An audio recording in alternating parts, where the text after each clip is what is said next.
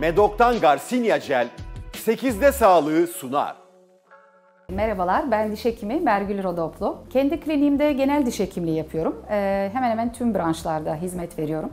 Gerek kaldığında meslektaşlarımdan da tabii ki beraber uzman hekimlerle de çalışıyoruz. Mesleğimi çok seviyorum. Özellikle çocuk hastaları çok seviyorum. Koruyucu hekimliği yaptım yıllarca. Gönüllü hizmetlerim olmuştur.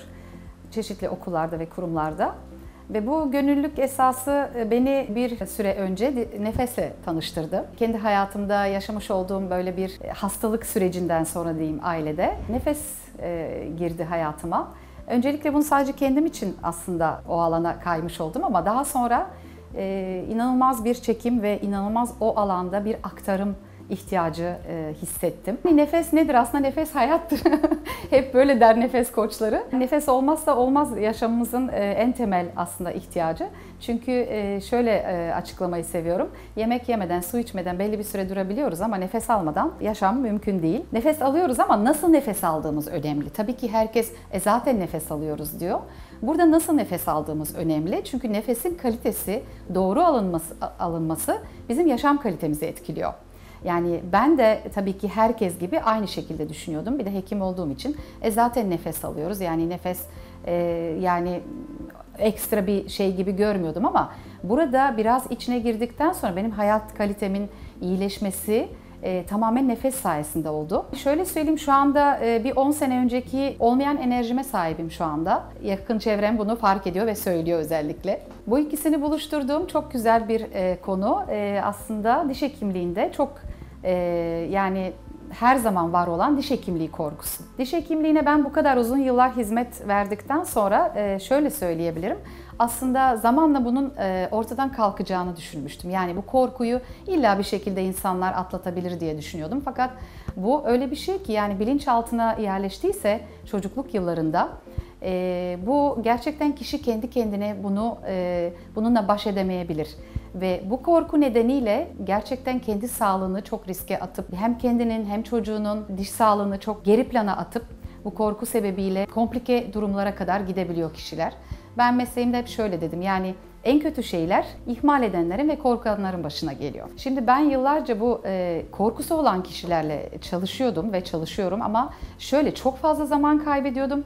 Kişide gerçekten çok yavaş yol alıyorsunuz ve tam bazen sonlandıramayabiliyorsunuz. Bu bir seanslık işlemi 2-3 ya da 4 sefer alabiliyor bu işlemi halletmek. İşlem kalitesinde de artık yani sonuç olarak bu işlemi gerçekleştirmek uğruna, gerçekleştirmiş olmak için oraya odaklanıyorsunuz. Kişiyi o ağrıdan kurtarmak birincil sebebiniz oluyor. Yani yaptığınız işin kalitesine çok fazla odaklanamıyorsunuz. Çünkü süre çok kısıtlı.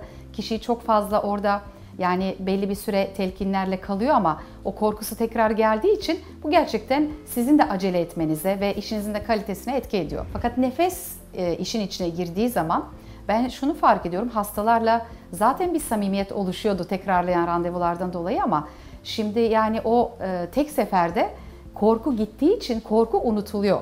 Korkunun yaratmış olduğu bir sonraki tekrar acıyacak duygusu ya da tekrar ben bunu yaşayacağım duygusu kaybolup gidiyor.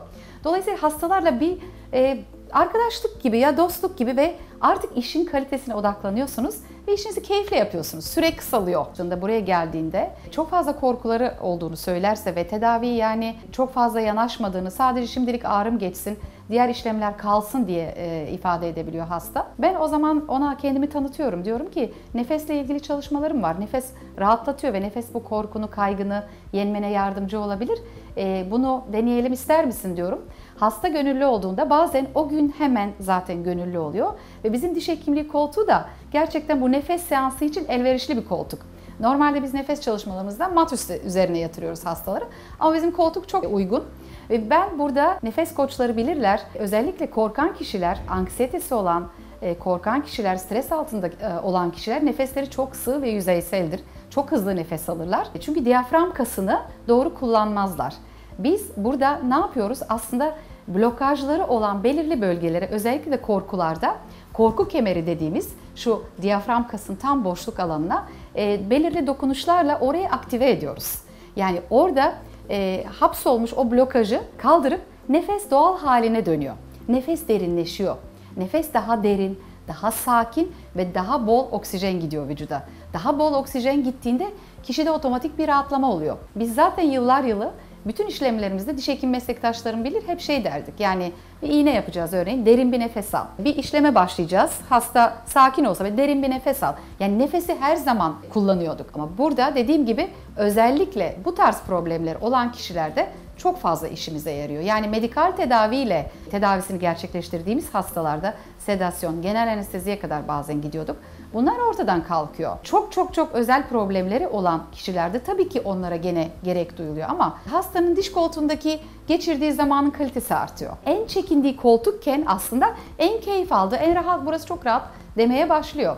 Dolayısıyla yıllarca benim işte hastaları rahat ettirmeye çalıştığım olay nefeste çok daha basit oldu. Çok daha kolay oldu. Gerçekten tam seans bile gerekmeyebiliyor. Bazen dediğim gibi ufak bir dokunuş, biraz nefesini derinleştirmek otomatik zaten bir rahatlama ve teslimiyete, güvene, sakinleyip güven oluşuyor hastada.